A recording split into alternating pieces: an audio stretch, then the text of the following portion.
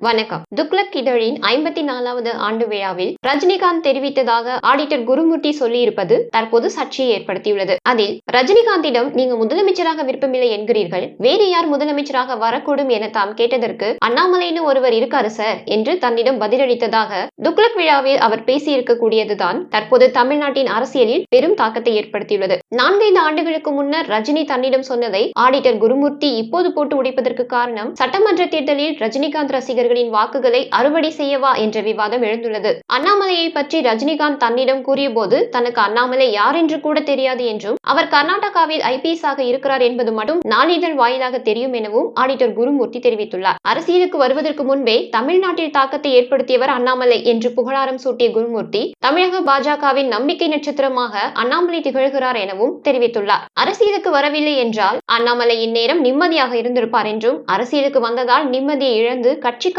உழைத்து வருகிறார் எனவும் ஏகத்துக்கும் புகழ்மாலை சூடியிருக்கிறார். பொது வாழ்வில் ஈடுபடுவதற்கான நேர்மை, நாணயம், உழைப்பில் நம்பிக்கை, துணிவு என அத்தனை குணாதிசயங்களும் அண்ணாமலையிடம் இருப்பதாகவும் பேசியிருக்கிறார். அரசியல் செய்வது என்பது மிகவும் சவாலான காரியம் என்றும் தமிழ்நாட்டில் ஒரு மிகப்பெரிய மாற்றத்தை உண்டாக்கும் கருவியாக அண்ணாமலை இருப்பார் எனவும் தான் நம்புவதாக கூறிய ஆடிட்டர், அதோடு அண்ணாமலையை ஒவ்வொரு முறையும் தாம் நேரில் பார்க்கும் போதெல்லாம் உங்கள் உடல்நிலையை பார்த்துக் கொள்ளுங்கள் என்றுதான் தாம் கூறி வருவதாகவும் தெரிவித்தார். இப்படி ரஜினிகாந்த் சொன்ன விஷயத்தை பொதுவெளியில் வைத்து ஆடிட்டர் குருமூர்த்தி உடைத்து பேசியது தமிழக அரசியல் களத்தில் மிகுந்த முக்கியத்துவம் வாய்ந்த ஒன்றாக பார்க்கப்படுகிறது. அண்ணாமலை தான் CM ஆக வரக்கூடும் என்று இப்படி ரஜினிகாந்த் தெரிவித்திருப்பதை பற்றிய உங்களுடைய கருத்துக்களை உங்கள் கமெண்ட் செக்ஷனில் தெரியப்படுத்துவதோடு நாங்கள் பதிவிடும் வீடியோக்கள் உங்களுக்கு பிடித்திருந்தால் மட்டும் லைக், ஷேர் மற்றும் சப்ஸ்கிரைப் செய்து கொள்ளுங்கள். நன்றி, வணக்கம்.